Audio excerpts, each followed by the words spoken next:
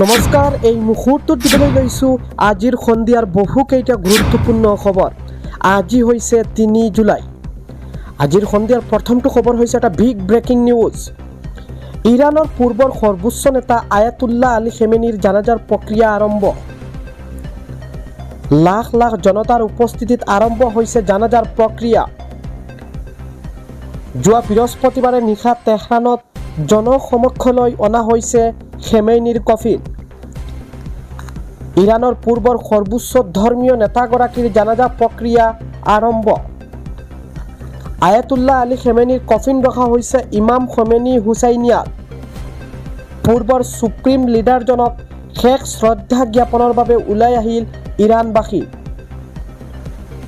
৪ জুলাইত তেহৰানৰ পৰা আৰম্ভ হ'ব আলী খেমেনীৰ নশ্বৰ দেশলৈ তাজইয়ে জানাজা। এই সময়ছোৱাত ইৰাণৰ বিভিন্ন চহৰৰ মাজেৰে নিয়া হ'ব আলী খেমেনীৰ নশ্বৰ দেহ। আজিৰ সন্ধিয়াৰ পৰৱৰ্তী খবৰটো হৈছে দেশত হ্ৰাস পাব পেট্ৰল ডিজেলৰ দাম। ৪ টকা পৰ্যন্ত কমিব পাৰে পেট্ৰল ডিজেলৰ দাম।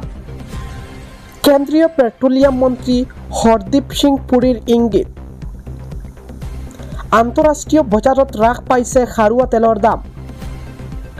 খাৰুৱা তেলৰ দাম 40% হ্ৰাস পাইছে আন্তঃৰাষ্ট্ৰীয় পৰ্যায়ত।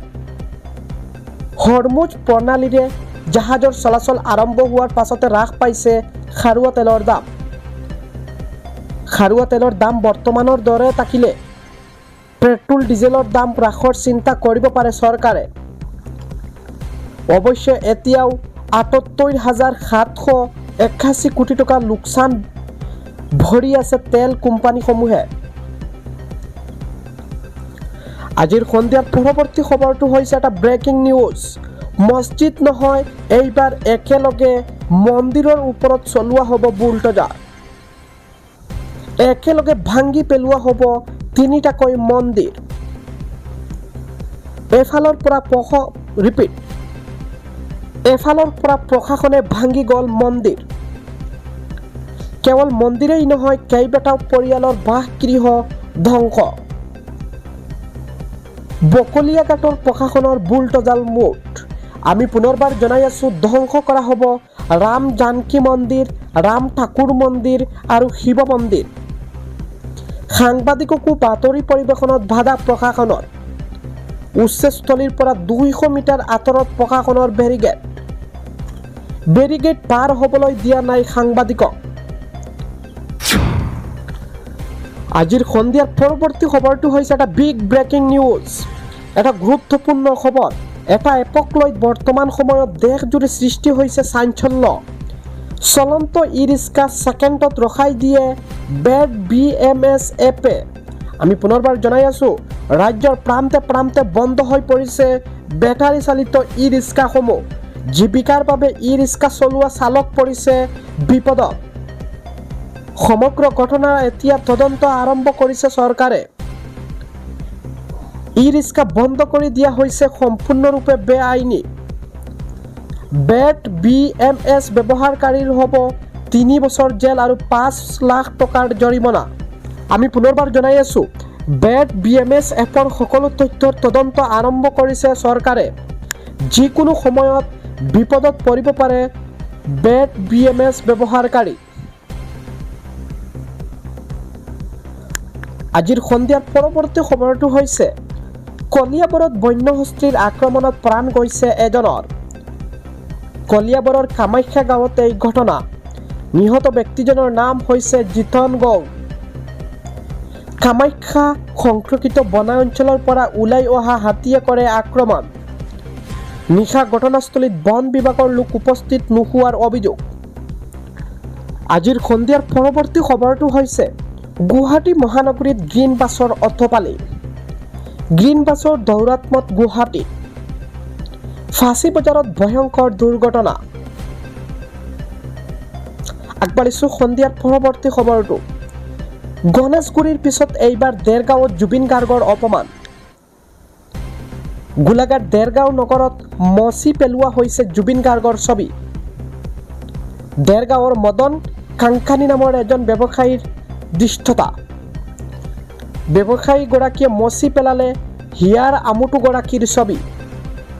ঘটনাক লৈ দেৰগাঁৱত তীব্ৰ উত্তেজনা।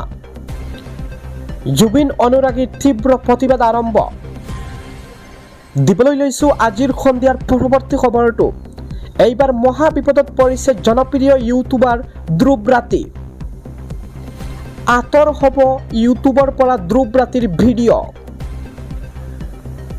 ইউটিউবাৰ ধ্ৰুৱ ৰাতিৰ ভিডিঅ'ক লৈ কঠোৰ উচ্চ ন্যায়ালয়। ধৰ্মীয় আৱেগক আঘাত সনা বিষয়বস্তু সহ্য কৰা নহ'ব। কঠোৰ সতৰ্কবাণী জাৰি কৰিছে ইউটিউবাৰ এইগৰাকী হৈছে ধ্ৰুৱ ৰাতিলৈ। আমি দেখুৱাই ল'বলৈ লৈছোঁ এইজন হৈছে জনপ্ৰিয় ইউটিউবাৰ ধ্ৰুৱ ৰাতি। যোৱা কিছুদিন আগতে ভিডিঅ' প্ৰস্তুত কৰিছিল আৰু ইতিমধ্যে অহা 15 দিনৰ ভিতৰত ধ্ৰুৱ ৰাতিৰ ভিডিঅ'ক লৈ লোৱা হ'ব সিদ্ধান্ত। দিল্লী উচ্চ ন্যায়ালয়ৰ গুৰুত্বপূৰ্ণ নিৰ্দেশনা জাৰি। এইগৰাকী ইউটিউবাৰ ধ্ৰুৱ ৰাতিয়ে ভিডিঅ'ত কৈছিল, গো মাংস খাব পাৰনে নাই। ভিডিঅ'ত ভগৱান কৃষ্ণ, শ্ৰীৰাম, সীতাই মদ মাংস খোৱা বুলি উপস্থাপন কৰিছিল।